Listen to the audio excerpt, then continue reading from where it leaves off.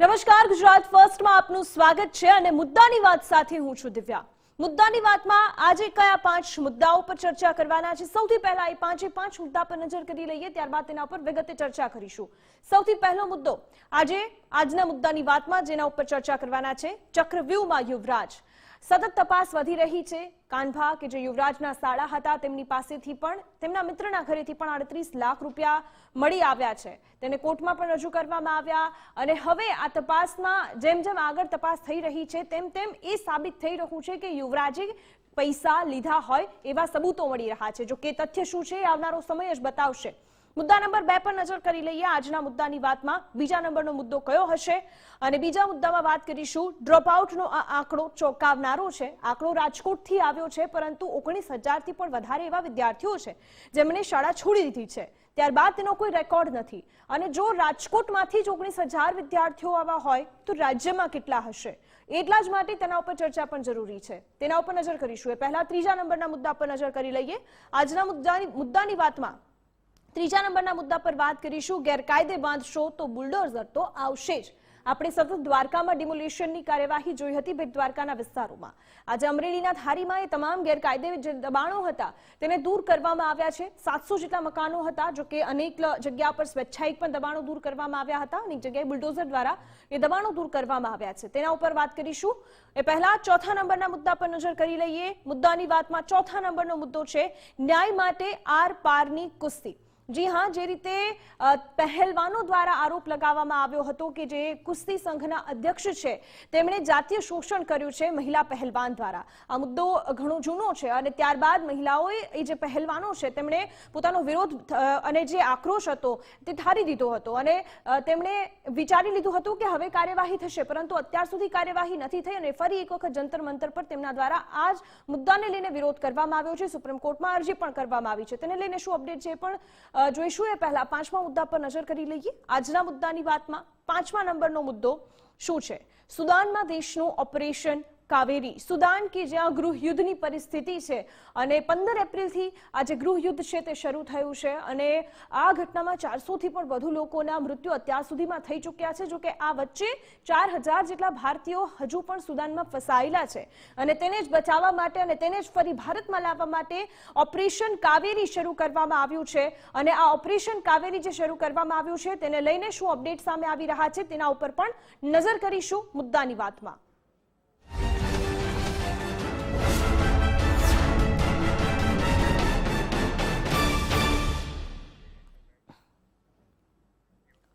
અને સૌથી પહેલા વાત કરવી છે ડ્રોપઆઉટના જે આંકડાઓ સામે આવ્યા છે તેને લઈને। રાજ્યના શિક્ષણ જગતને આ આંકડાઓ હચમચાવી દે તેવા છે, કારણ કે એક જ વર્ષના એક જ જિલ્લાના આંકડાઓ જ આ ચોંકાવનારા છે। રાજકોટની વાત છે કે જ્યાં એક જ વર્ષમાં 19,000 થી પણ વિદ્યાર્થીઓ અનટ્રેક છે। 19,000 થી પણ વધુ બાળકોના વિવિધ શાળાઓમાંથી એલસી નીકળી ચૂક્યા છે, પરંતુ અત્યારે ક્યાં છે એ નથી ખબર। ધોરણ 1 થી ધોરણ 12 સુધીમાં આ તમામ વિદ્યાર્થીઓ છે જે અભ્યાસ કરતા હતા તે અનટ્રેક છે અને સરકારી શાળાઓમાં 19,000 થી પણ વિદ્યાર્થીઓ જે છે 19,000 થી પણ વધુ વિદ્યાર્થીઓ આવતા બંધ થઈ ચૂક્યા છે। એક જિલ્લાની જો આ સ્થિતિ છે તો આપણે વિચારી શકીએ કે રાજ્યભરમાં આંકડાઓ કેવા હશે અને આટલી સંખ્યામાં વિદ્યાર્થીઓ આખરે ક્યાં ગયા એ પણ એટલો જ મોટો સવાલ। શું આટલી મોટી સંખ્યામાં વિદ્યાર્થીઓ ડ્રોપઆઉટ લઈ રહ્યા છે? જો ડ્રોપઆઉટનો આંકડો આટલો મોટો છે તો એ ચિંતાજનક છે। આમ સરકારી શાળાનું કથળેલું સ્તર કરે છે વાલીઓને મજબૂર, કારણ કે સરકારી શાળાઓને જે રીતે સતત એનું જે સ્તર છે તે કથળતું જઈ રહ્યું છે, ત્યારે શું જેમની જવાબદારી છે તેઓ આંખ આડા કાન કરી રહ્યા છે કે આટલા મોટા આંકડાને કેમ નથી જોવાતા ગંભીરતાથી? એ પણ એટલો જ મોટો સવાલ છે, કારણ કે જો આટલી મોટી સંખ્યામાં ડ્રોપઆઉટ રેશિયો સામે આવતો હોય, આમ તો સરકાર દ્વારા અનેક યોજનાઓ લાગુ કરવામાં આવી છે શિક્ષણને લઈને, કારણ કે શિક્ષણ એ પ્રાથમિક જરૂરિયાત છે અને શિક્ષણ સારું મળશે તો આપણે સૂત્ર પણ કરીએ છીએ કે ભણશે ગુજરાત આગળ વધશે ગુજરાત, પરંતુ ભણવામાં જ જો ગુજરાત પાછળ રહી જશે, કારણ કે ઘણી બધી જગ્યા પર એવું પણ જોવા મળે છે કે શાળાઓ માટે ઓરડા નથી, શાળામાં ઓરડા છે તો શિક્ષકો નથી અને આખી શાળા માત્ર એક શિક્ષક પર જ નભે છે અને એક જ શિક્ષક પર ચાલે છે. ઘણી બધી શાળાઓ આંગણવાડીઓ તો એવી છે કે જે ભાડાના મકાનમાં ચાલે છે અને એ ભાડાના મકાન પર જર્જરિત હાલતમાં છે. એટલું જ નહીં, જ્ઞાન સેતુ જેવા પ્રોજેક્ટ એવા પ્રોજેક્ટ છે કે જેમાં શિક્ષકોને ફાજલ થવાની શક્યતાઓ છે. વિદ્યાર્થીઓ કે જે હોશિયાર વિદ્યાર્થીઓ છે, નબળા વિદ્યાર્થીઓ છે, તેના વચ્ચેનો ભેદભાવ દેખાડે છે આ બધા પ્રોજેક્ટના કારણે જે જ્ઞાન સેતુ પ્રોજેક્ટ છે. અનેક સવાલો છે અને સવાલ એ છે કે જો મોડલ ગુજરાતની આપણે વાત કરતા હોય તો પછી આ મોડલ ગુજરાતમાં શિક્ષણનું સ્તર આટલું બધું કથળેલું કેમ છે અને દિવસે ને દિવસે જે રીતે ગુજરાતમાં વિદ્યાર્થીઓ વચ્ચે ભણવાનું છોડી દે છે, આ ડ્રોપઆઉટ રેટ ઘટવાની વાતો વચ્ચે આ ચોંકાવનારા આંકડાઓ પણ સામે આવ્યા છે જે ચિંતાજનક પણ છે. અને આ આંકડાઓ જ એ બતાવે છે કે આ પ્રકારની પરિસ્થિતિ જો રાજ્યમાં હોય, રાજ્યમાં આ સ્થિતિ છે અને રાજ્યના એક જ જિલ્લામાં જો આ સ્થિતિ છે તો પછી રાજ્યના અલગ અલગ વિસ્તારોમાં સ્થિતિ શું હશે. અને એટલા જ માટે આ મુદ્દાને લઈને ચર્ચા પણ કરવી છે. અમારી સાથે ભાજપના નેતા પણ જોડાઈ ગયા છે, રાજુભાઈ દેસાઈ જોડાઈ ગયા છે. આ સાથે જ રાજકોટથી સ્વનિર્ભર શાળા સંચાલક મંડળના પ્રમુખ પણ આપણી સાથે જોડાઈ ગયા છે, ડીવી મહેતા જે આપણી સાથે જોડાઈ ગયા છે. આ બંનેનું સ્વાગત છે. અને મહેતા સર, આપને એટલા માટે પહેલા પૂછવા માંગીશ કે ડ્રોપઆઉટ રેટ ઘટવાની વાતો વચ્ચે આ ચોંકાવનારા આંકડાઓ માત્ર રાજકોટથી જો સામે આવે તો રાજ્યભરની સ્થિતિ તો શું હોઈ શકે? ડ્રોપઆઉટ ગુજરાતમાંથી અને ખાસ કરીને રાજકોટ જિલ્લામાંથી હવે આ વિષય છે એ ખરેખર ખૂબ જ ચિંતન માગતો વિષય છે. એના આંકડાઓ વખતે નાના મોટા હોઈ શકે, પરંતુ પ્રાથમિક શાળામાંથી, માધ્યમિક શાળામાંથી કોઈ વિદ્યાર્થીઓ ડ્રોપઆઉટ થાય, પછી એ સરકારી શાળા હોય, ગ્રાન્ટેડ હોય કે ખાનગી સ્કૂલ હોય, તો એ વિષય ગંભીર અને ચિંતનનો ગણી શકાય. ત્યારે જે આંકડાઓ મારી સામે આવેલા છે એ મુજબ લગભગ રાજકોટ જિલ્લામાંથી 19,000થી વધારે વિદ્યાર્થીઓ એ અનટ્રેક્ડ છે અથવા ડ્રોપઆઉટ છે. આ જ પ્રકારે રાજ્યભરના અન્ય જિલ્લાઓમાં પણ થોડા ઘણા ઓછા આંકડાઓ સાથે વિદ્યાર્થીઓ ડ્રોપઆઉટ હોઈ શકે અથવા અનટ્રેક બી હોઈ શકે. હવે આના કારણો અનેક હોઈ શકે, જેમ કે કોઈ ટ્રાન્ઝિટ પીરિયડમાં હોય, બાળકે એક જગ્યાએથી લિવિંગ સર્ટિફિકેટ લીધું હોય અને બીજી જગ્યાએ એડમિશન ના લીધું હોય, તો એવા વિદ્યાર્થીઓ પણ હોઈ શકે. પરંતુ આ સિવાયના જે કારણો છે, જેમાં શૈક્ષણિક કારણ હોય, સામાજિક કારણ હોય, આર્થિક કારણ હોય, તેમજ કૌટુંબિક કારણ પણ હોઈ શકે. તો આ જે કારણો હોય એ કારણો ઉપર ચિંતન કરવાનો, એ કારણો જાણવાનો, આવા જે ડ્રોપઆઉટ અથવા અનટ્રેક વિદ્યાર્થીઓ હોય એને ટ્રેક કરવાનો, કેમ કે આ વિદ્યાર્થીઓને ઇઝીલી ટ્રેક કરી શકાય એમ છે. રાજ્યની જે કમાન્ડ એન્ડ કંટ્રોલ સેન્ટર છે ગાંધીનગર ખાતે, એ કમાન્ડ એન્ડ કંટ્રોલ સેન્ટરમાં રાજ્યના તમામ વિદ્યાર્થીઓ કે જેના યુડાઇસ નંબર હોય છે અને એમાં તમામની એટેન્ડન્સ છે એ રોજે રોજ પૂરાતી હોય છે. ત્યારે આવા વિદ્યાર્થીઓ કયા કારણથી સ્કૂલે નથી આવતા એ ઇઝીલી જાણી શકાય. એમના કોન્ટેક્ટ નંબર્સ બી હોય છે, તો એમને જાણી અને એમના પિતા વાલીશ્રીને આપણે કાઉન્સેલિંગ બી કરી શકીએ, એમના પ્રશ્નો એનું નિરાકરણ કરી અને એમને ફરીથી પણ સ્કૂલમાં છે એ એમને શિક્ષણ કાર્યમાં જોડી શકાય છે. એટલે પણ આના માટે તમામ સરકારી તંત્ર તેમજ સ્વનિર્ભર શાળા સંચાલક મંડળ સમાજને આગળ આવવાની ખૂબ જ જરૂરત છે. અને સર, આ ડ્રોપઆઉટ અટકાવવા માટે સિસ્ટમ પણ સુધારવાની એટલી જરૂર છે, એના માટે શું કરી શકાય? એટલે જેમ મેં વાત કરી એમ સિસ્ટમ ખૂબ સારી છે, એનું અમલીકરણ છે એ ખૂબ અગત્યનું છે. જેમ મેં વાત કરી કે આ વિદ્યાર્થીઓને ટ્રેક કરવા બહુ સહેલું છે. તમારી પાસે જે માનો કે કોઈ પણ આનો જે ડેટા હશે તો ડેટામાં વિદ્યાર્થીઓનું નામ પણ હશે, વિદ્યાર્થીનો કોન્ટેક્ટ નંબર પણ હશે, કઈ શાળામાંથી ડ્રોપઆઉટ થયો એ પણ હશે. તો એને ટ્રેક કરવો બહુ અઘરું નથી, પરંતુ એના માટેના પ્રયત્ન કરવા અઘરા છે. મને એમ થાય કે ભાઈ હું ના કરું ને બીજું કોઈ કરશે, બીજાને એમ થાય કે હું નહીં કરું ને ત્રીજું કોઈ કરશે. ત્યારે આ જે ઉદાસીનતા છે એ ઉદાસીનતા ના હોવી જોઈએ. બાકી સિસ્ટમમાં મને કોઈ પણ પ્રકારનો દોષ જણાતો નથી મને. જે આપ અમારી સાથે જોડાયા મહેતા સર, આપનો આભાર.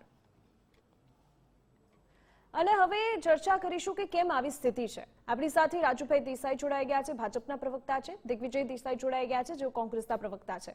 અને રાજુભાઈ, ડ્રોપઆઉટ રેશિયોના આંકડા જે આજે સામે આવ્યા રાજકોટથી, ન માત્ર આ ડ્રોપઆઉટના આંકડાઓ, આપણે પહેલા પણ વિધાનસભા સત્ર ચાલતું હતું ત્યારે ઘણા બધા આંકડાઓ સરકારે આપ્યા કે અનેક એવી શાળા જે માત્ર એક શિક્ષકથી ચાલે છે, અનેક એવી શાળા છે કે જ્યાં ઓરડા નથી, જર્જરિત હાલતમાં છે, ભાડાના મકાનોમાં ચાલે છે.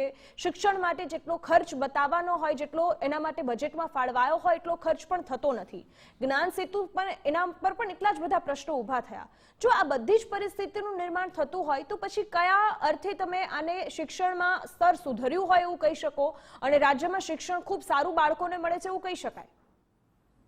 સૌપ્રથમ તો આપણે ડ્રોપઆઉટ રેશિયાનો જે છે એને સમજી લઈએ કે ડ્રોપઆઉટ રેશિયો એટલે જે વિદ્યાર્થી જે તે ધોરણમાં ભણે છે ને આગળ ભણતો નથી, ત્યાંથી અધવચ્ચે તે છોડી દે છે, આગળ ભણવા જતો નથી, એ આપણે ડ્રોપઆઉટ વિશે જોઈ લે. અને એમાં રાજકોટના જે આંકડા જોવા મળ્યા, તમે આજે બતાવ્યું રાજકોટના, તો એના વિશે મારે ખાસ ચર્ચા કરવી છે કે ડ્રોપઆઉટની અંદર સ્થિતિ હંમેશા આ નિયમ છે શિક્ષણની અંદર કે ડ્રોપઆઉટની સ્થિતિ જોવી હોય તો 31 જૂન જે તે વર્ષની 31 જૂને સાચો આંકડો મળે કે આટલા વિદ્યાર્થીઓએ અહીંયા પ્રવેશ આ ધોરણમાં લીધો છે અને આખા ગુજરાતની અંદર ટોટલી 1 થી 12 ધોરણમાં આટલા વિદ્યાર્થીઓ ભણે છે.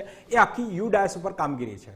વાસ્તવિકતા અત્યારે કેવું થયું કે હાલમાં 1 થી 8 ધોરણ રાજકોટની અંદર 3,61,000 સંખ્યા છે ટોટલ, અને 9 થી 12 ની 2,93,000 સંખ્યા છે. હવે 2,93,000 ની સામે 9,000 અને 3,61,000 ની સામે તમે જુઓ કે જે 9,000 સમથિંગ તમે આંકડા બતાવ્યા છે. આ વાસ્તવિકતા પણ એક પુરવાર અહીંયા એવું થાય છે, એનું પણ રીઝન આપી દઉં કે આંકડા આ જે જોવા મળે કેમ વધારે જોવા મળે એનું પણ રીઝન આપી દઉં. પણ જે વર્ષો પહેલા 37% ડ્રોપઆઉટ રેશિયો હતો એને માનનીય તત્કાલીન મુખ્યમંત્રી શ્રી નરેન્દ્રભાઈએ પ્રવેશોત્સવ જેવા કાર્યક્રમો કરી અને ઘેર ઘેર જઈને આંગળી પકડી. જી આ પૂરી કરી દઉં. એ 37% ને આપણે 3% ઉપર લાવે. નહીં હા એ જ વાત કરું છું. 37% 2 મિનિટ હું મારી વાત પૂરી કરી દઉં. 37% ને 3 ઉપર લાવ્યા તો અત્યારે હાલમાં 3 લાખ જે મેં કહ્યા 62,000 અને 2,93,000 જેટલો આંકડો જે છે સમથિંગ એના 3% જશો ને તો આટલો 9,000 જેટલો જ આંકડો મળે. તેમ છતાં એ આંકડાને આપણે સ્વીકારીએ, પણ હું એવું કહેવા માંગુ છું આ આંકડાનું રીઝન શું? તો હમણાં જ તારીખ 18 એપ્રિલે વાર્ષિક પરીક્ષા પૂર્ણ થઈ. વાર્ષિક પરીક્ષા પૂર્ણ થાય ધોરણ 8ના વિદ્યાર્થીઓને 9મા ધોરણમાં માધ્યમિકમાં જવાનું છે, જ્યાં ધોરણ 1 થી 8ની શાળા છે. એ વિદ્યાર્થીઓ યુડાયસ ઉપરથી અનટ્રેક થતા હોય, જેના LC 19/4 ની સ્થિતિએ નીકળવાની તૈયારી હોય, ત્યારે યુડાયસ ઉપર આવા આંકડા મળતા હોય છે. વાસ્તવિકતા કંઈક અલગ હોય છે ડ્રોપઆઉટ રેશિયાની. માઇનોર એવું કહી શકાય કે વિદ્યાર્થીઓ નથી ભણતા, અને અમારો રાજ્ય સરકારનો એવો અભિગમ છે કે 100% ડ્રોપઆઉટ જે રેશિયો એ ઘટી જવું છે અને 100% નામાંકન સાથે 2021, 2011, 2021 જ્યારે એનો જન્મદર હોય અને એની નોંધણી થતી હોય તાલુકા લેવલે કે AMC કે કોર્પોરેશનની જે સંસ્થા હોય ત્યાં આગળ, ત્યાંથી આખું લિસ્ટ લેવામાં અને ઘેર ઘેર સુધી એ વિદ્યાર્થીઓ 5 વર્ષે પહેલામાં આવે તો એનું નામાંકન કરવામાં આવતું હોય છે, 6 વર્ષે પહેલામાં આવશે તો હવે નામાંકન કરવામાં આવશે. શું સ્થિતિ એ જાણવાનો ત્યાગ મેળવવામાં આવે છે. બીજી વસ્તુ કે જે એક ઓરડાથી જે તમે એક શિક્ષકથી ચાલતી શાળાઓની વાત કરો આવે છે તો 1 થી 5 ધોરણ નોર્મલ ઉદાહરણ છે. 1 થી 5 ધોરણ જે PTC બેઝ શિક્ષક બધા વિષય ત્યાં લઈ શકે છે. હવે 1 થી 5 ધોરણ તમે વિચારો 1 થી 5 ધોરણમાં એક જ શિક્ષક ભણાવે તો એ ક્યારે કોને કેટલો સમય આપશે? એ જ ઉદાહરણ આપું. 1657 એવી સરકારી શાળાઓ છે કે જ્યાં એક જ શિક્ષક છે. અને હવે તમે જે કહો છો કે 1 થી 5 ધોરણની, તો એવું નથી. ઘણી બધી શાળાઓ એવી પણ છે કે જે માધ્યમિક શાળાઓ છે ને ત્યાં પણ માત્ર એક જ શિક્ષક છે. તો એ શાળામાં બાળકો કેવી રીતે ભણશે? અને બીજી વાત, તમે એવું કહ્યું કે 9મા ધોરણના વિદ્યાર્થીઓ અથવા તો 10મા ધોરણના વિદ્યાર્થીઓ કે 12મા ધોરણના વિદ્યાર્થીઓ કે જે આવી રીતે લેતા હોય છે LC પરીક્ષા પૂર્ણ થયા બાદ, પણ જે આંકડો છે 1 થી 12 ધોરણનો છે, માત્ર 9 અને માત્ર 10 કે ધોરણ 12 નો નથી. ધોરણ 1 થી 12 ધોરણ સુધીના આંકડાઓ છે, એને કઈ રીતે જસ્ટિફાઈ કરી શકો? એને એકદમ સિમ્પલ ઉદાહરણ આવું. રાજકોટની અંદર પહેલા તો ધોરણ 10 પછીનો ડ્રોપઆઉટ રેશિયો તો ગણવામાં જ એનો સાચો આંકડો ક્યારે ડ્રોપઆઉટ ન મળે, કારણ કે ધોરણ 10 પછી 11 સાયન્સ, કોમર્સ, આર્ટ્સ વાળા, ડિપ્લોમા, ITI લેવા વાળા વિદ્યાર્થીઓનો ક્યારેય પરફેક્ટ આંકડો હોય જ નહીં. જે ડ્રોપઆઉટ રેશિયો ગણવામાં આવતો શાળાએ આવતા વિદ્યાર્થીઓનો ગણવામાં આવતો હોય છે. બીજી વસ્તુ કે ધોરણ 10 પછીની વાત કરવામાં આવે તો રાજકોટની અંદર આપણે માની લઈએ કે આ વર્ષે ધોરણ 10 ની અંદર 50,000 વિદ્યાર્થીઓ પરીક્ષા આપેલી છે. હવે રાજકોટ એવું સેન્ટર છે કે જે 11 સાયન્સ, 11 કોમર્સની સારી સુવિધાઓ છે, છાત્રાલયની રહેવાની સગવડ છે, તો એ 50,000 નહીં, હું તો કહું 70,000 વિદ્યાર્થીઓ ધોરણ 11માં પ્રવેશ લે છે. તો એનો મતલબ શું થયો? 20,000 વિદ્યાર્થીઓ નહોતા પડતા? ના, આજુબાજુના જિલ્લામાંથી છાત્રાલયમાં રહેવા આવતા. તો એ જે જિલ્લામાંથી પોરબંદર થી આવે તો પોરબંદરની અંદર શું ડ્રોપઆઉટ ઘટ પડી? નથી એવું હતું. એટલે યુડાયસ ઉપર જ્યારે પણ એનું નામાંકન કરવામાં આવતું હોય છે ત્યારે પરફેક્ટ 31/6 મળે છે. અને આ પણ હું આ જે તમે આંકડા બતાવ્યા છે એના પણ સંદર્ભમાં એ વાત કરવા માંગુ છું કે મેં જે આંકડા બોલ્યા એના સંદર્ભમાં તમે જોશો તો 3% થી 2 થી 3% ડ્રોપ આઉટ રેશિયો જોવા મળે છે. પણ એ પણ હકીકત જે રીઝન આપ્યું છે એ જોવા મળે છે. બીજી વસ્તુ કે એક શિક્ષક વાળી વાત કરી એનું હું પૂરું કરવા વાત માંગતો હતો કે 1 થી 5 ધોરણની અંદર પીટીસી બેઝ હોય છે. ઉપર ક્યાંક પૂરતા હશે તો એ કરી દઈશું, પણ 1 થી 5 ની અંદર 30 વિદ્યાર્થી એક શિક્ષક મળવા પાત્ર છે. એવી જે ગામડાઓના મોટી શાળા છે 1 થી 8 ધોરણની, એના પરા વિસ્તારની નાના કોઈ એવા એના ગામના કોઈ પરા હોય કે કોઈ વિસ્તાર આવેલો હોય ત્યાં પણ શાળાઓ આપેલી છે 1 થી 5 ધોરણની. તો 1 થી 5 ધોરણમાં ત્યાં 30 વિદ્યાર્થીઓથી ઓછી સંખ્યા તો એક શિક્ષક ત્યાં મળવા પાત્ર છે રાજ્ય સરકારના શિક્ષણ વિભાગના નીતિ નિયમ પ્રમાણે. તો એ વિદ્યાર્થીઓને ભણાવવાની જવાબદારી એક શિક્ષકની થાય છે. જ્યારે એ પાંચમા મને એ સમજાવો કે એક શિક્ષક કેવી રીતે એટલા બધા ધોરણને ભણાવી શકે? પીટીસી બેઝ ઉપર પીટીસી બેઝ હોય કે કોઈ પણ, હું તમને એમ કહું છું કે માધ્યમિક શાળામાં પણ આ સ્થિતિ છે. એક બાજુ શિક્ષક એક હોય, બીજી બાજુ તમે શિક્ષકોને એટલું બધું કામ આપો કે એ બધા કામ કરે કે પછી ભણાવીએ જ ખબર ન પડે. એમાં એક શિક્ષકની સાથે શાળા છે. તમે એમ માનો છો કે એક શિક્ષક શાળામાં હોય તો એ ચાલે? જ્યાં શિક્ષણના નીતિ નિયમ પ્રમાણે જોગવાઈ પ્રમાણે શિક્ષક કામ કરતો હોય છે. એટલે બધી જ જગ્યાએ આવી એટલે સ્થિતિ કોઈ છે? પણ નિર્ણય લેવામાં બધી જ આવે. જગ્યાએ નહીં. જેટલી જગ્યાએ એક શિક્ષક છે ત્યાં આ તમે નીતિ નિયમ પ્રમાણે જ ચાલો છો એવું માનો છો? એક્ઝેક્ટલી હું માઇનોર ક્યાંક હશે પૂરતા કરવાની કે જ્યાં આરસ-પરસ બદલી અરે થઈ સાહેબ, હોય, જિલ્લામાં તમે બદલી શું થઈ વાત કરો હોય, છો કોઈ કે એક જ આકસ્મિક શિક્ષક કારણ સાથે હોય તો શાળા બન્યું કેવી હોય. રીતે ચાલે? પણ મોસ્ટ ઓફ 90 થી 95% શાળાઓમાં એની જોગવાઈ પ્રમાણે મહેકમ આપેલું હોય છે અને એ પ્રમાણે શિક્ષણની અંદર કામ થતું હોય છે. દિગ્વિજયભાઈ, આપનું શું માનવું છે? ડ્રોપ આઉટ રેશિયોની વાત કરી લઈએ કે શિક્ષકની? અત્યારે ભલે રાજુભાઈ એમ કહેતા હોય કે એ બધું નીતિ નિયમ મુજબ થાય છે, પણ મને એ નથી સમજાતું કે એક શિક્ષક સાથે શાળામાં બાળકો કેવી રીતે ભણે? આ સૌથી પહેલા ખૂબ જ ગંભીર પ્રશ્ન છે, આટલો મોટો ડ્રોપ આઉટ રેશિયો. અને અપેક્ષા કોનાથી? આ સરકારથી અપેક્ષા. જેટલી મહેન્દ્રસિંહને હેલિકોપ્ટર શોટમાં કે યુવરાજસિંહને સિક્સમાં જેટલી માસ્ટરી નથી એટલી આ સરકારને પેપર ફોડવામાં અને ભ્રષ્ટાચારમાં માસ્ટરી આવી ગઈ છે. એ સરકારથી અપેક્ષા વિદ્યાર્થીઓ માટે નહીં, પણ આ ગવર્મેન્ટ, કારણ કે આ સરકાર તો એવું ઈચ્છે છે કે અદાણી યુનિવર્સિટી, બધી પ્રાઇવેટ યુનિવર્સિટીઓ, પ્રાઇવેટ કોલેજ, એ લોકોનું ભણાવવાનું કામ છે. સરકાર થોડી ભણાવશે.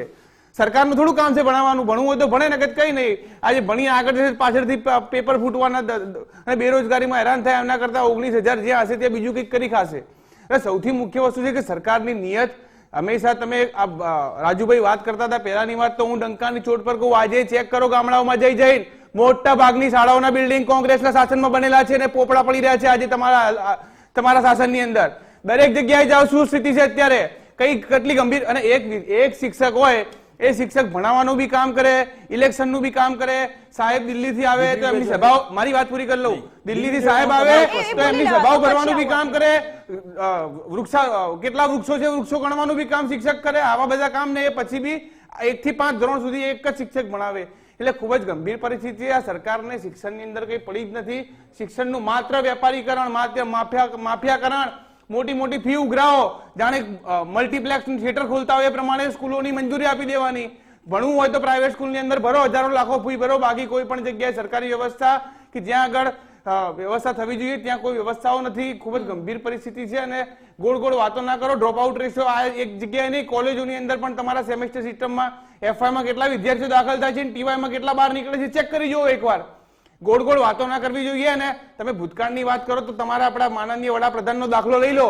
એ ક્યાં આગળ ભણ્યા હતા? સરકારી સ્કૂલમાં વડનગરમાં ભણ્યા હતા. કઈ યુનિવર્સિટીમાં ભણ્યા હતા? ગુજરાત યુનિવર્સિટીમાં ભણ્યા હતા. Political science. સરકારની જવાબદારી છે દરેકને ભણાવવા ગણાવવાની.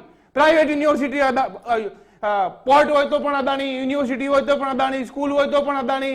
એટલે મૂળ ઉદાહરણ એ છે કે બધું ખાનગી લોકો જ કરશે. સરકાર શું કરશે કે ક્રિકેટ મેચ કરશે, રંગોળી ઉત્સવ કરશે, પતંગોત્સવ કરશે. ઉત્સવો કરવા માટે સરકાર છે. બાકી આરોગ્ય હોય કે શિક્ષણ હોય, એ કોઈ પણ જવાબદારીની અંદર આજે સરકાર નિષ્ફળ છે અને ગોળ ગોળ વાતો કરીને પોતાની નિષ્ફળતાઓ છુપાવવાનો પ્રયાસ કરી રહ્યા છે. અને રાજુભાઈ, આ અત્યારે તમે દિગ્વિજયભાઈનો પણ જવાબ આપજો. આ સાથે તમે એવું કહ્યું કે ભાઈ નીતિ નિયમ મુજબ બધું થઈ રહ્યું છે. હવે જ્યારે જ્ઞાન સેતુ પ્રોજેક્ટ આવતો હોય એનો પણ વિરોધ થતો હોય અને એવા સમયે 18 વર્ષમાં 2600 જેટલી ગ્રાન્ટેડ શાળાઓ જે બંધ થઈ ગઈ છે અને એના સામે હવે ખાનગી શાળાઓને એટલી જ મંજૂરી મળી રહી છે, એ પણ એટલો સવાલ છે.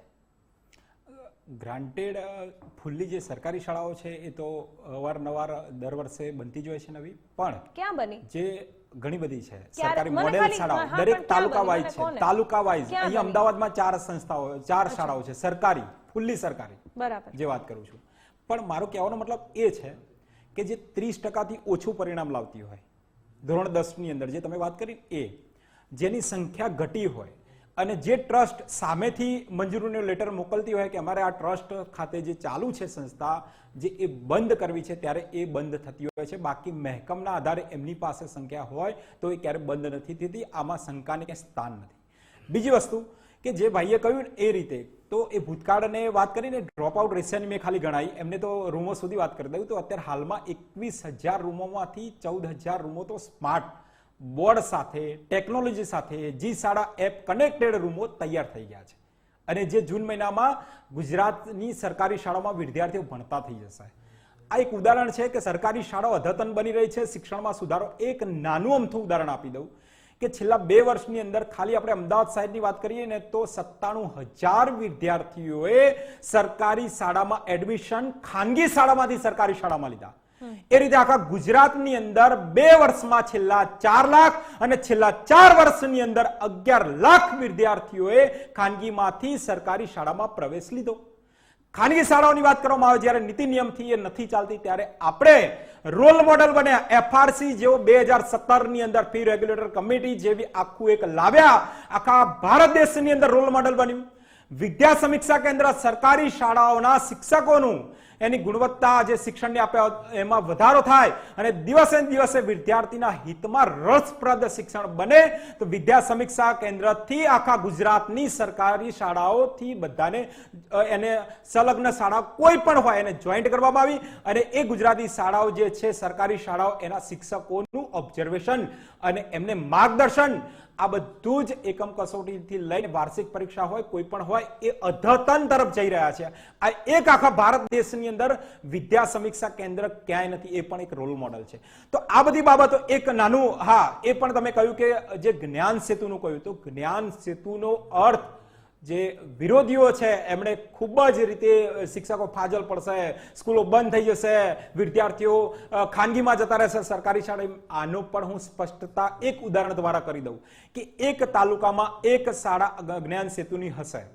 હવે અત્યારે હાલમાં ધોરણ 5ના વિદ્યાર્થીઓની પરીક્ષા લેવાની છે અને 6થા ધોરણમાં એવા 70 વિદ્યાર્થી સિલેક્ટ થશે મેરિટના આધારે. હવે એ તાલુકામાં 5મા ધોરણના વિદ્યાર્થીઓ કેટલા? તો આખા તાલુકાની અંદર 200 જેટલી શાળાઓ આપણે ગણાઈ લઈએ અંદાજિત. 200 શાળાની અંદર એવરેજ હું એવું કહું છું કે 70 વિદ્યાર્થી ગણો એક શાળામાં તો 200 શાળામાં 28,000 વિદ્યાર્થીઓ થાય એક તાલુકામાં. હવે હું ફક્ત ને ફક્ત મારું ઉદાહરણ પૂરું કરી દો, મારું ઉદાહરણ પૂરું કરી દો. નહીં, મારું ઉદાહરણ પૂરું કરી દો. એક જ મિનિટ સાંભળવા જેવું છે. નહીં, જ્ઞાન સેતુ વિશે મને તો બોલવા દો. પણ મારું ઉદાહરણ પૂરું કરી દો. મારું ઉદાહરણ તો તમે ક્યાં ના બોલો છો? મેં રોક્યા તમને. પણ આનો જ્ઞાન સેતુ મારું ઉદાહરણ તો હા પણ મેં તમને રોક્યા. એક જ મિનિટ મારી. એટલે 28,000 માંથી ફક્ત ને ફક્ત આપણે લેવાના કેટલા? 70. પણ એમને તમારે જ્ઞાન સેતુ તમે ખૂબ સારો પ્રોજેક્ટ કહો છો તો એવા નબળા વિદ્યાર્થીઓને લાવો અથવા એ પણ છોડો. એ જ્ઞાન સેતુ પ્રોજેક્ટ પર તમે જે ખર્ચો કરવા માંગો છો એ સરકારી શાળામાં કરો ને, એનું સ્તર સુધરશે. સરકારી શાળાઓ અદ્યતન બની રહી છે, સુધરશે નહીં, સુધરી જ રહી છે. સરકારી શાળાઓની 14,000 આંકડા બોલ્યો. ખબર નથી. 21,000 માંથી માત્ર ખેડામાં પ્રાથમિક શાળામાં 764 શિક્ષકોની ઘટ છે. આણંદની પ્રાથમિક શાળામાં 635 શિક્ષકોની ઘટ છે. 216 એવી સરકારી પ્રાથમિક શાળા છે જેના ઓરડા જ નથી, એના ઓરડા આખા જર્જરિત છે. ગુજરાતની અરે શું આખા હું વાત કરું ને 14-15,000 નહીં, 14-15,000 શિક્ષકોની ઘટ છે. તમે તો આંકડા એક 800 આપો છો. હું તો 14,000 આંકડા કરું. હા, જિલ્લા હું તો આખા ગુજરાતની વાત કરું છું. તો એ આ ભરવાના છે, પૂરતા કરો ને. અત્યારે ટેટ 1 ટેટ 2 અને એ આંકડા શેના છે પણ હું તમને જણાવું. કેટલા વર્ષે લીધી? અરે એ પણ જણાવું. નહીં, 4 વર્ષે આપણે તમે એક ટેટ પણ 2 ની જણાવું. પરીક્ષા લો છો, સારી વાત છે કે લેવાની, પણ 4 વર્ષે લેવાની એટલે તમે માનો છો શું? પણ એ પણ તમને જણાવી દઉં કે કેવી રીતે ભરવાના છે ને કેવી રીતે સંખ્યા ઊભી થઈ. છેલ્લા મેં તમને કહ્યું 2 વર્ષની અંદર 4 લાખ વિદ્યાર્થીઓ જ્યારે ખાનગીમાંથી સરકારી શાળામાં એડમિશન લેતા હોય ત્યારે એનું મહેકમ ઊભું થવાનું છે. શું કામ લેતા હોય? મોંઘવારી વધી છે. 4 વર્ષની અંદર 11 લાખ વિદ્યાર્થીઓ શિક્ષણમાં સ્તરમાં સુધારો થયો છે. નહીં, તમારી ગલતફહેમી થાય છે બેન. શું ગલતફહેમી? તમારી ગલતફહેમીને દૂર કરો. સરકારી શિક્ષણની અંદર સુધારો થઈ રહ્યો છે. વિદ્યા સમીક્ષા કેન્દ્ર હોય, એફઆરસી જેવા કાયદા લાગુ કરીને આખા ગુજરાતની સરકારી શાળાઓ અદ્યતન બની રહી છે. એવું માને છે કે એફઆરસી અમારા માટે નહીં, સ્કૂલ સંચાલકો માટે બની હોય એવું જ વાલીઓને લાગે છે, કારણ કે એમના ફાયદામાં તો શાળાઓ છે કે જેને ફી પરત કરાવવી હોય, ફી પરત કરાવવી હોય. ઓકે દિગ્વિજયભાઈ, અત્યારે રાજુભાઈ કહી રહ્યા છે કે અત્યારે અદ્યતન શાળાઓ બની રહી છે, ઓછી દેખાય છે. જેટલી પણ શાળાઓ હતી ગ્રાન્ટેડ એ મટી ગઈ છે, દેખાતી નથી. ખાનગીઓ સતત વધી રહી છે. જ્ઞાન સેતુ પ્રોજેક્ટ એમના મત મુજબ સારો જ હોય ઓબ્વિયસલી, પણ એ જ્ઞાન સેતુની જગ્યાએ જો સરકારી શાળામાં જેટલો ખર્ચો કરવામાં આવે તો એ સરકારી શાળામાં બંને વિદ્યાર્થી, જેમને એઓ સારા વિદ્યાર્થી પણ કહે છે, નબળા વિદ્યાર્થી જેમને દૂર રાખે છે જ્ઞાન સેતુ પ્રોજેક્ટથી, એ બંનેને ફાયદો થઈ શકે ને. ચોક્કસ આપની વાત સાચી છે, એ પ્રમાણે કરવું જોઈએ, પણ આ સરકારને એ જ જે મેં પહેલા વાત કરી, કોઈ પણ ગંભીરતા જે સરકારી વ્યવસ્થા ઊભી કરવી જોઈએ શિક્ષણની, એની અંદર પૂરતી નથી.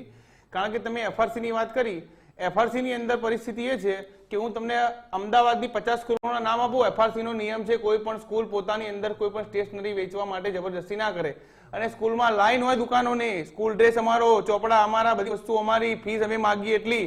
અમુક સ્કૂલોએ તો કેવું કર્યું બેન કે અમુક જે કોટા આપ્યો તો કે અમુક સ્કૂલ 30,000 સુધી ઉઘરાઈ શકે, અમુક જે 10,000 વાળી હતી કે આ તો ઉપરનું આટલું હાઈટ આપી તો ત્યાં સુધી ફી વધી ગઈ અમુક જગ્યાએ તો.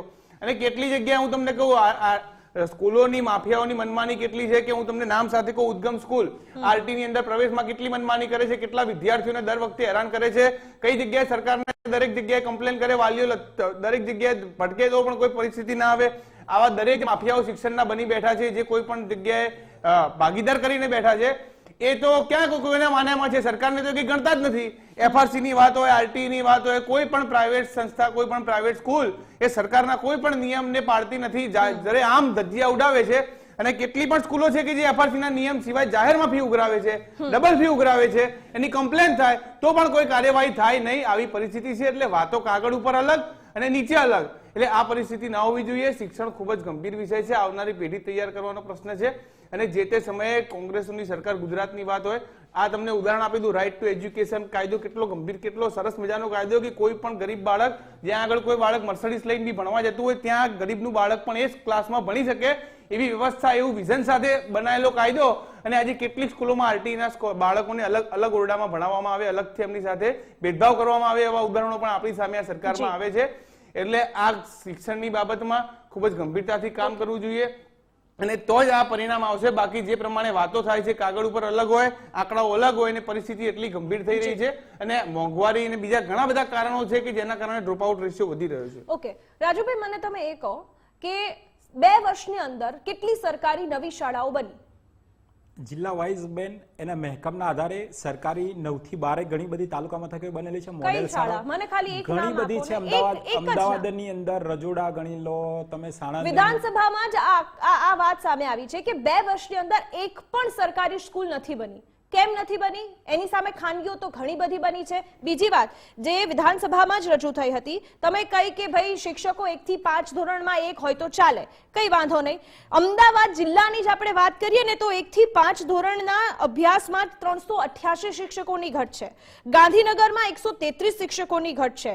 ખાનગી અને જે ખાનગીની વાત કરીએ, જે મેં શાળાનું કહ્યું, તો ખાનગી શાળા એવી છે 359 પ્રાથમિક કે જેને મંજૂરી મળી, 136 માધ્યમિક શાળા જે ખાનગી છે એને મંજૂરી મળી. તો આ 2 વર્ષમાં જો આટલી મોટી સંખ્યામાં ખાનગીની શાળાઓને મંજૂરી મળતી હોય તો એક તો સરકારી ખુલવી જોઈએ ને બેન. જિલ્લા વાઇઝ અને જિલ્લા વાઇઝ નહીં, મને આ હું છે ને મારી જાતે નથી બોલતી, વિધાનસભામાં જે આંકડાઓ રજૂ થયા છે એના ઉપરથી જ બોલું છું. એ વર્ષની વાત કરો છો તમે. લાસ્ટ વર્ષની અંદર કે 2 વર્ષની અંદર મેં જે આંકડા ગણાવ્યા ને તમને 4 લાખ, એ પણ ઓફિશિયલી છે પ્રવેશના. પણ જ્યારે પ્રવેશની વાત જ નથી કરતી પણ મેં વાત ભાઈ, કીધું કે હું તમારી તો વાત સરકારને થોડી કરું છું જવાબદારી છે, સરકારી પ્રાઇવેટ લોકો શાળાની. ભણાવશે. તમારે મુદ્દાની વાત બોલવાની જરૂર નથી. હું બોલું છું વચ્ચે બોલવાની જરૂર અમે નથી. તો સરકારી શાળાની વાત કરી. ભાઈ તમે શું કરતા હતા એ તમને ખબર નહીં હતી. શૌચાલયની સુવિધા હતી એની વાત કરો. શૌચાલયની સુવિધા હતી શું વાત કરો છો તમે? નીકળી ગયા આ પોપડા પર જર્જરી તમારી ફિટનેસ ની તમારી નથી. કોઈ વાત કરવા નીકળી ગયા છો, તમે સફાઈ ડોકવા નીકળી ગયા છો. પટ્ટા પહેરીને નીકળી પડો. અરે ભાઈ 37% રેશિયો ડ્રોપ આઉટ રેશિયો ની અંદર કેટલી હજી જગ્યાએ શિક્ષણ લૂંટ ચાલે છે? ભાઈ ચલો બતાવો.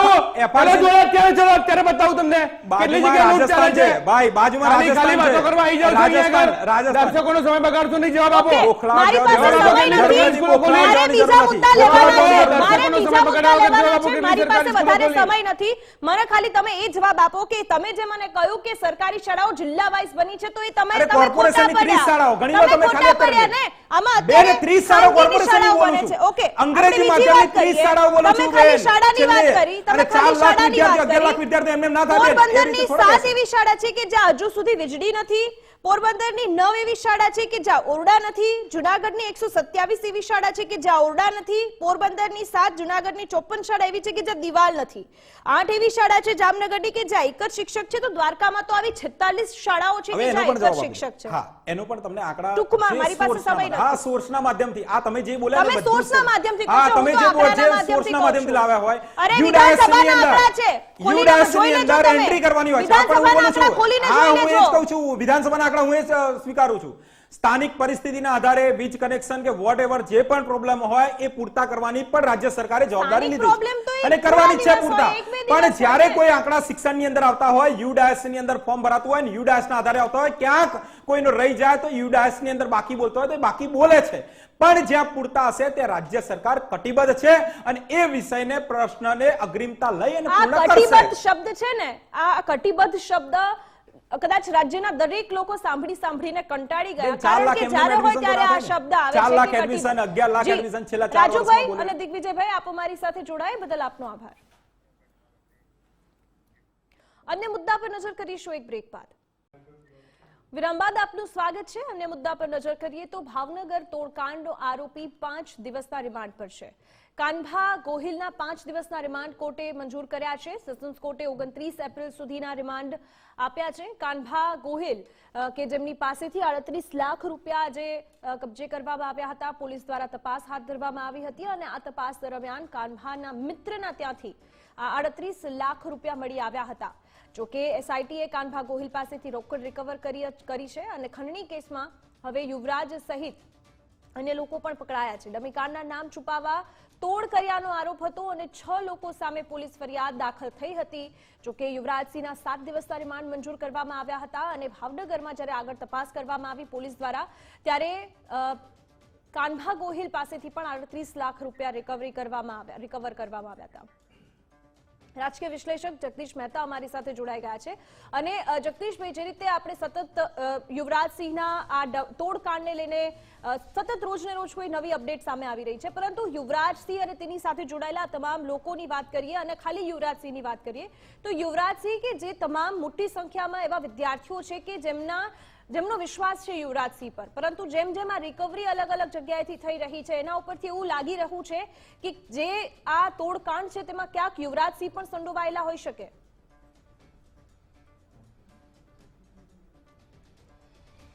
બેન, ક્યાંકની ઘણે બધે અંશે સંડોવાયેલા હોય એવું અત્યારે સ્પષ્ટપણે લાગે છે અને લાગવાનું કારણ એ છે કે પૈસા પણ રિકવર કર્યા છે. યુવરાજના સગા શાળા છે, એણે પાછી પોલીસમાં કબૂલાત કરી છે કે મારા ભાઈની ઓફિસમાં 1 કરોડ રૂપિયાના ડીલની અમે મીટિંગ કરી હતી. આજના તાજા સમાચાર છે. જ્યારે 38 લાખ રૂપિયા પકડાણા ત્યારે જ એ કાનભા ગોહિલે આ કબૂલાત કરી છે. સવાલ એટલો છે કે આ આખો ઇસ્યુ આપણે ભલે 2 શબ્દો વચ્ચે રમીએ છીએ. પહેલા હતું ડમીકાંડ અને ત્યાર પછી આવ્યો તોડકાંડ. આ આપણી એક મીડિયાની ભાષા છે અને 2 શબ્દો વચ્ચે અત્યારે કસમકસ ચાલે છે. પરંતુ આ બંનેની વચ્ચે જે ભીસાયેલો, જે ખાસ કરીને દુભાયેલો કે પીડિત વર્ગ છે, લાખો લોકોના સમણા આ બંનેની ઓલા કે છે ને 2 આખલાની લડાઈમાં જંગલનો ખો નીકળી જાય, સેમ પોઝિશન છે. જે લાખો લોકોએ જાત મહેનત કરીને પેટે પાટા પાંડી માવતરોને એ ભણાવ્યા છોકરાઓને, જેણે પરીક્ષા આપી છે, કેવળ 8, 9, 10 ધોરણની વાત નથી. સ્પર્ધાત્મક પરીક્ષામાં પણ બેઠેલા અનેક ડમીઓ, જે અત્યારે 36 માંથી 18, 19 તો પોલીસે ધરપકડ કરી જ છે. તદ ઉપરાંત અનેકો એવા ડમી અત્યારે ભાવનગર પંથકમાં છે જેને પકડી અને એને જો લીથો બહાર પાડવામાં આવ્યો કે ભાઈ તમે જે વિસ્તારમાં કોને કોને નોકરી અપાવી છે.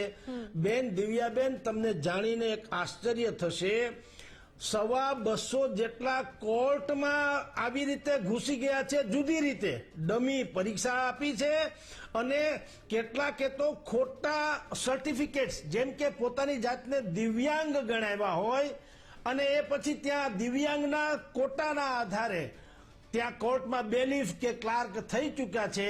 એ બધા ભાંડા ક્યારે ફૂટ્યા ખબર?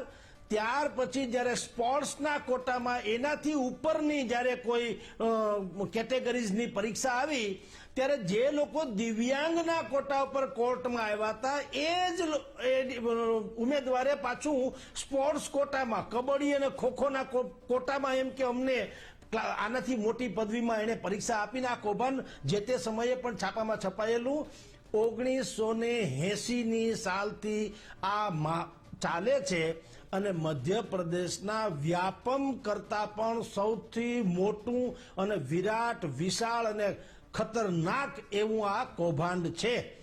અત્યારે જે યુવરાજસિંહ ને ભાવનગર પોલીસ આ બંને તમને કહું તો બંને પ્યાદા છે ને બંને બુદ્ધિપૂર્વકનો ખેલ ખેલી રહ્યા છે. યુવરાજસિંહે પોતે બહુ મોટી ક્રેડિબિલિટી ગુમાવી છે ને પોલીસને એમ છે કે બહુ મોટા હાદસામાંથી આપણે અત્યારે જે તે ઓરિજિનલ લોકો હોવાનું કહેવાય છે એને અત્યારે ટૂંકમાં બચાવ્યા છે. એટલે બંને તરફ કહું છું, બંને તરફ પ્રોબ્લેમ છે. હવે યુવરાજસિંહ ખેર જાહેર થઈ ગયું ને હજી કોર્ટમાં જે સાબિત થાય તે, પરંતુ પોલીસ અને સરકાર આ બંનેએ અહીંથી ઇતિ સિદ્ધમ માનવાની કોઈ જરૂર નથી. આ થઈ ગયું ઓકે, યુવરાજસિંહે કદાચ પૈસા લીધા ખાધા જે કઈ કૌભાંડ હોય તે એનાથી કહેવાતા ડમી કાંડમાં કોઈ ગંભીરતા ઘટતી નથી. કારણ કે ડમી કાંડ જે છે ભાવનગર એનું એપી સેન્ટર છે. તળાજા અને સિહોર આ બે તાલુકા એમ કયો કે ત્યાં તો એનું હબ છે એમ કયો તો ચાલે. આપને કહું બેન, આજે અત્યારે તમે હું ચર્ચા કરી રહ્યા છીએ, પરંતુ આનો સૌથી મોટો પર્દાફાશ 1980 થી ચાલતો તો એનો છેલ્લા કેટલાક સમયથી ત્યાંના સ્થાનિક પત્રકારોએ અખબાર જોગ બહાર પાડેલો જ છે. આ તમને કહું, તળાજાના આનંદ રાજદેવ નામના એક પત્રકાર છે, એને તો અનેકો વખત આ પ્રકારની સ્ટોરી એક દિગ્ગજ દૈનિક સંદેશમાં પ્રગટ કરી છે અને એ બધું જ બધાએ વાંચ્યું ને એન્જોય કર્યું. કોઈએ એને ગંભીરતાથી લીધી નહીં, ઇવન સરકારી તંત્રએ પણ નહીં. જે કૌભાંડિયા હતા એણે તો ઠીક પછી સગે વગે કરવાની તૈયારી થઈ. અને આપની જાણ ખાતર આ જે યુવરાજસિંહ પકડાણા અથવા તો એનું જે અત્યારે પ્રકરણ છે એ પણ પાસેરામાં પેલી પૂણી છે. આપની જાણ ખાતર દરેકે દરેક હવે ત્યાં આખા પંથકમાં એક ઉઘરાણાનું એક બહુ મોટું સ્કેન્ડલ ચાલી રહ્યું છે. સભી મસ્ત હે કોન કિસી કો પુકારે जिसे देखिए लड़खड़ाने लगे हैं.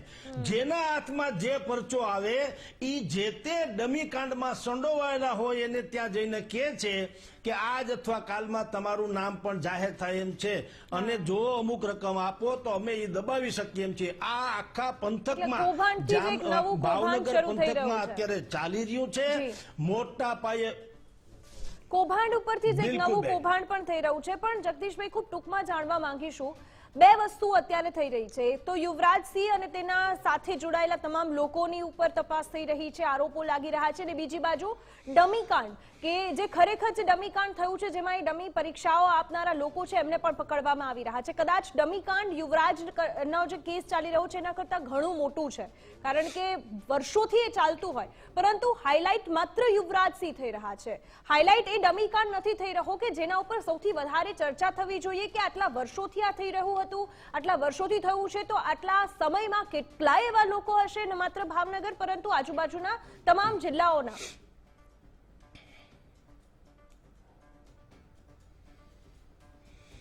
દિવ્યાબેન, મેં એટલે જ કીધું છે કે અત્યારે આ જે બેની રમત ચાલી રહી છે પોલીસ અને યુવરાજસિંહની, એ એટલા માટે કે દાનત બેની ખોરી છે. સાંભળી લ્યો, દિવ્યભાઈ યુવરાજસિંહે પણ નો ડાઉટ એટલી મોટી એક આશા ઊભી કરી હતી કે કોઈ એક યુવાન છે જે ગુજરાતના ખાસ કરીને સૌરાષ્ટ્રના આવા લોકો જે પરીક્ષા આપે છે એને બદલે એના હક કે એના નસીબનું પાંદડું મૂકીને બીજા લોકો એમાં જાય છે, એના પર્દાફાશ એણે અનેકો વખત કર્યા.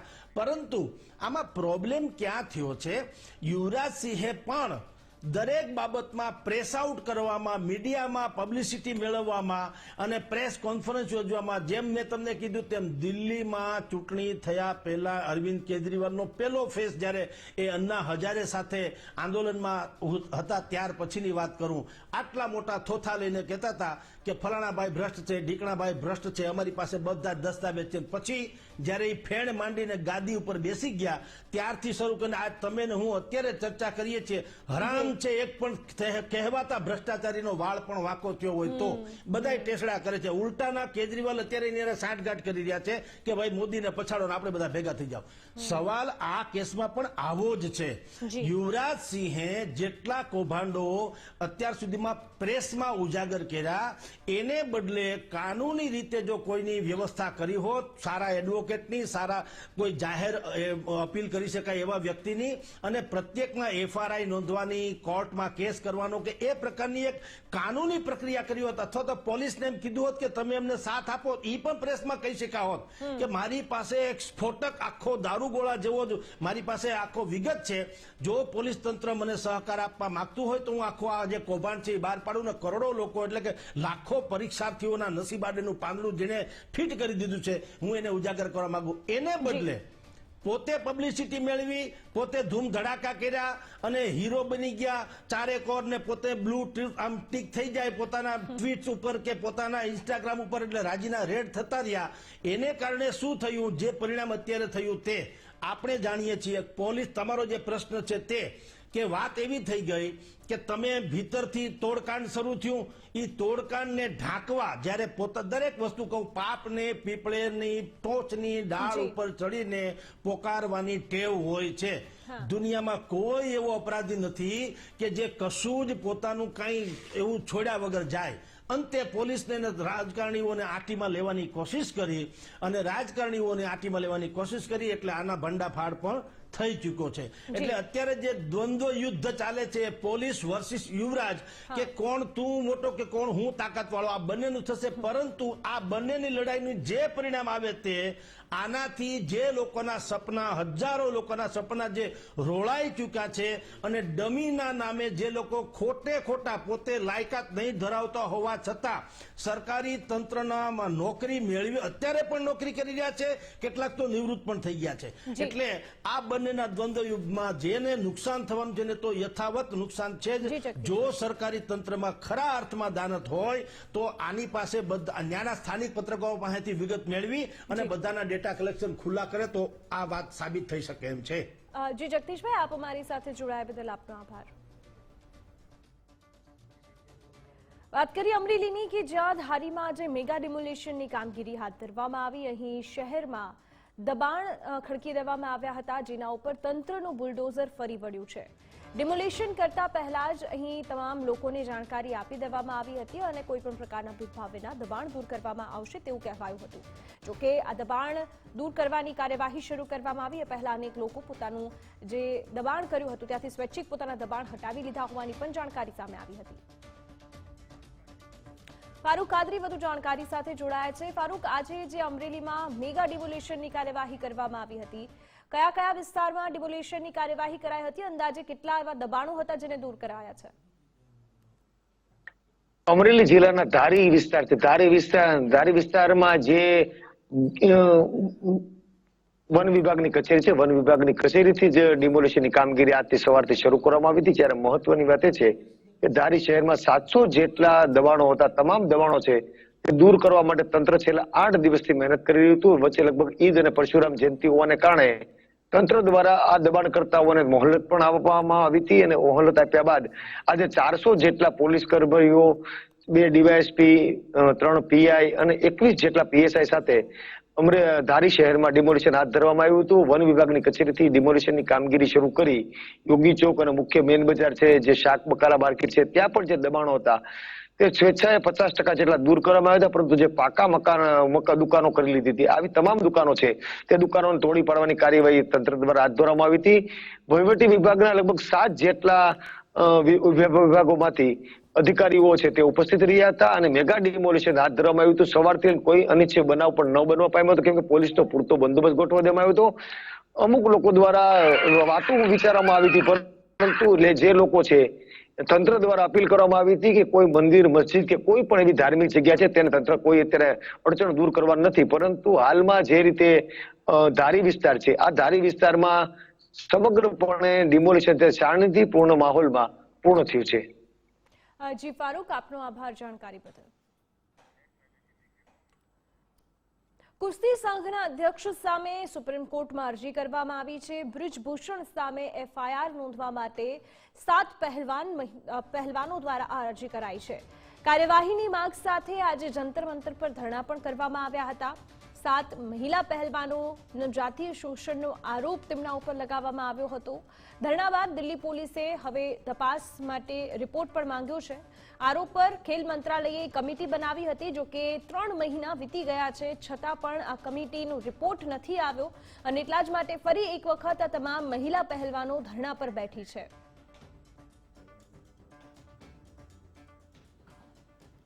को एक भी बात नहीं मानी गई। 2.5-3 महीने पहले कमेटी बनाई गई थी, फिर भी हमारी एक भी बात, मतलब हमें आश्वासन दिया गया, सरकार ने कमेटी बनाई और 2.5 महीने से हम वेट कर रहे हैं कि रिपोर्ट में क्या था क्या नहीं था, हमें दिखाया नहीं गया, बताया नहीं गया। और क्या हुआ कि वापस से फेडरेशन वैसे ही रन कर रही है, उनके हल्के में नेशनल्स हो रहे हैं, रैंकिंग सीरीज हो रही है। चाहूंगी कौन नहीं है, पिछली बार कौन नहीं था, योगेश्वर नहीं थे, ठीक है, सारे हमारे समर्थन में जुड़े थे, रवि दहिया से लेके दीपक पुनिया, जितने भी सब ओलंपिक मेडलिस्ट हैं, वर्ल्ड मेडलिस्ट हैं, सब जुड़े हुए थे। और उसके बाद गलत लोगों की बातों में आके हमने धरना खत्म किया, सबका भरोसा टूट गया कि कुछ नहीं होने वाला, ना ये जीतने वाले, ना इनको न्याय मिलने वाला, इसलिए सब लोग डर के। અને અમારી સાથે दिवनाथ पांडे પણ જોડાઈ ગયા છે। दिवनाथ, इस सारे मामले में अभी क्या अपडेट है, क्योंकि 3 महीने पहले ये विरोध शुरू हुआ था और आज फिर से यही स्थिति है जो 3 महीने पहले थी। देखिए, बिल्कुल साफ तौर से ये सभी पहलवान जो कि ओलंपिक पदक है, जब ये जंतर मंतर पर धरने पर बैठे थे, उस वक्त पूरे देश में सबकी चाव में बचे। और आज जब इन्हें एक बार 3 महीने के बाद फिर से जंतर मंतर पर बैठना पड़ा और आप देख सकते हैं कि सभी ओलंपिक पदक विजेता और इनकी मांग वही है जो मांग पहले, यानी जो अध्यक्ष हैं WFI की शरण सिंह, उनको हटाने की मांग की जा रही है। साक्षी मलिक हो या बजरंग पुनिया हो, लगातार मीडिया हैं और आज जब दिन में 2 बजे प्रेस कॉन्फ्रेंस कर रहे थे तो भी ये वही मांग कर रहे थे कि मैंने गलत लोगों के बातों में आकर हम लोग ने जो बार हम धरने पर थे उस धरने को खत्म किया था, लेकिन अब आगे से ऐसा नहीं होने वाला। ये कहा जा रहा है कि को मिला था कि पहलवानों ने किसी भी राजनीतिक पार्टी को अपने धरने में शामिल होने की थी, क्योंकि ये मामला किसी भी तरह से पहलवान राजनीतिक नहीं होने। लेकिन जब उन्हें पिछली बार आश्वासन पर कोई कार्रवाई नहीं हुई, तब एक बार फिर से इन्हें वापस इस तरह से एक्शन पर या धरने पर बैठना पड़ा और धीरे धीरे करके कई सारे राजनीतिक संगठन, जैसा कि आज आम आदमी पार्टी के नेता जो है राज्यसभा सांसद सुशील कोटा वहां पहुंचे और देखने को मिला कि वो इन पहलवानों को आश्वासन देते हुए दिखाई दे रहे थे। लेकिन ये पहलवान अब जब इनकी नहीं की जाती तब तक यहाँ से अपना धरना या फिर अनशन खत्म करने वाली थी, क्योंकि कमेटी पहले ही बना दी गई थी और बना दी गई थी 2.5-3 महीने का वक्त भी गुजर चुका है। और जो WFI के अध्यक्ष हैं वो आज भी अपने पद पर बने हुए हैं और से जो आरोप लगाया है कि अब जब इस्तेमाल करते हैं उनके ऊपर ये भी आरोप लगा है कि जब होटल में रुकते हैं तो वो प्लेटफॉर्म के साथ रुका करते हैं और बहुत ही अमर्यादित भाषा का इस्तेमाल करते हैं। ब्रजभूषण शरण सिंह से, और अब जब तक उसको वहां से उसके पद से हटाया नहीं जाता तब तक तरह से आप धरने पर बैठे रहेंगे। बजरंग पुनिया, उमेश फोगाट या मलिक और फिर और पहलवान जो ओलंपिक पदक विजेता है वो इनके साथ जुड़ते हुए समय जी देवनाथ, आप हमारे साथ जुड़े रहिएगा दूसरी जानकारी के लिए।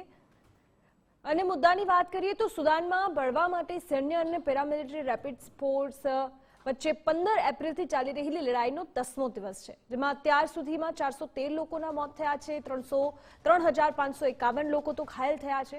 જોકે ઘણા દેશ સુદાનમાં ફસાયેલા તેમના નાગરિકોને સુરક્ષિત રીતે બહાર કાઢવા માટે બચાવ કામગીરી ચલાવી રહ્યા છે, જેવામાં 4,000 જેટલા ભારતીયો પણ સુદાનમાં છે, હજુ પણ ત્યાં ફસાયેલા છે, જેમને બચાવવા માટે ભારતે C-130J મિલિટરી ટ્રાન્સપોર્ટ એરક્રાફ્ટને પણ જેહદાહમાં સ્ટેન્ડ બાય રાખ્યા છે અને ભારતીય નૌકાદળનું એક જહાજ સુદાનમાં બંદર પર પહોંચ્યું, જ્યાં તમામ ભારતીયોને બહાર કાઢવા માટે તમામ પ્રયત્નો કરવામાં આવી રહ્યા છે અને ભારતીયોને પોતાના વતન પરત લાવવા માટે પણ સરકાર દ્વારા ઓપરેશન કાવેરી શરૂ કરવામાં આવ્યું છે। देवनाथ हमारे साथ जुड़ाएला है और देवनाथ, ऑपरेशन कावेरी के अंतर्गत अभी क्या ज्यादा अपडेट है, कितने भारतीयों को अभी वहां से यहाँ पे लाया जा रहा है और इससे लेके क्या जानकारी?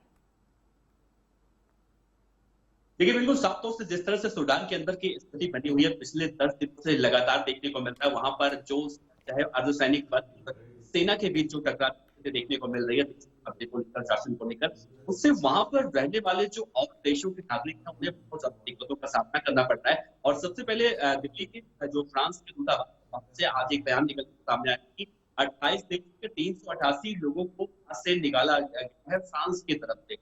अब विदेश मंत्री एस जयशंकर ने भी साफ तौर से ट्वीट कर ये जानकारी दी है कि 500 बोट वहां पर पहुंच चुके हैं, उनकी सेना के जवानों के माध्यम से जहाज के रास्ते उनके कहीं ना कहीं उनके वापस लाने की प्रक्रिया ऑपरेशन कावेरी के तहत शुरू कर दी गई है। इससे पहले भी देखने को मिला था कि जब प्रधानमंत्री नरेंद्र मोदी ने भी बात को एक हाई लेवल बैठक की और इस बैठक में चाहे वो राष्ट्रीय सुरक्षा अजित डोभाल हो या फिर गृह मंत्री हो, थल सेना और नौसेना के अध्यक्ष हो, सभी लोग सुनते हैं। उसमें ये बैठक में ये कहा गया था कि जो हमारे देश नागरिक करीब 1000 से ज्यादा की संख्या में वहां पर मौजूदा रहते हैं, उन्हें वहां से सुरक्षित निकाल कैसे वापस भारत लाया जाए, इन सब बातों को गहन बैठक की और उसी बैठक के तहत ऑपरेशन कावेरी का जो प्रक्रिया जो है शुरू की गई और इसके 500 जो है बोट वहां पर पहुंच चुके हैं और कई अभी रास्ते में भी बताए जा रहे हैं और ये कहा जा रहा है कि बहुत जल्दी ही जितने भारतीय नागरिक वहां पर फंसे हुए उन्हें वापस सकुशल भारत लाया जाए, ठीक वैसे ही जैसे यूक्रेन से देखने को मिला था। स्थिति वहां पर बहुत ज्यादा खराब होती जा रही है, देखने को मिल रहा है। ऐसे में जो भारतीय लोग वहां पर हैं उनके चेहरे पर जिससे तस्वीरें भी वहां से निकलकर सामने आ रही है, काफी देखने को मिल रही है। लेकिन भारत सरकार हर मुद्दों पर पहल करके चाहे विदेश मंत्री हो, विदेश मंत्री हो, उन सबसे बातचीत कर एक निष्कर्ष तक पहुंचने के लिए सभी भारतीय नागरिकों को वापस लाने की जो शुरू कर दी। जी देवनाथ, जानकारी के लिए धन्यवाद। અને હવે વાત કરવી છે યુપીની। આજે સીએમ યોગી આદિત્યનાથ દ્વારા મોટું નિવેદન આપવામાં આવ્યું છે કે યુપીમાં માફિયા હવે અતીત બની ગયા છે, માફિયાઓના ઇલાજ માટે પોલીસ પર્યાપ્ત છે, હવે માફિયા નહીં યુપીની ઓળખ મહોત્સવ છે। पहले नौजवानों पर झूठे मुकदमे होते थे, आज झूठा मुकदमा कोई नहीं कर सकता। किसान आत्महत्या करता था, किसान को प्रधानमंत्री किसान सम्मान निधि मिल रही है। और भाइयों बहनों, यही नहीं, पहले सौदों का आतंक इस प्रकार से था कि बेटियां पढ़ने के लिए दूर कहीं घर से बाहर जाने के लिए मजबूर रहती थी। मां बाप के मन में भय रहता था, पता नहीं कब क्या हो जाए। लेकिन भाइयों बहनों, आज आप देख रहे होंगे, आज उत्तर प्रदेश में भय मुक्त वातावरण देने में सफलता प्राप्त हुई है। उत्तर प्रदेश की कानून व्यवस्था देश के अंदर एक नजीर बनकर के देश के सामने उत्तर प्रदेश की एक नई तस्वीर को प्रस्तुत कर रही है। આ સાથે સમાચારોમાં હાલ બસ આટલું। નમસ્કાર।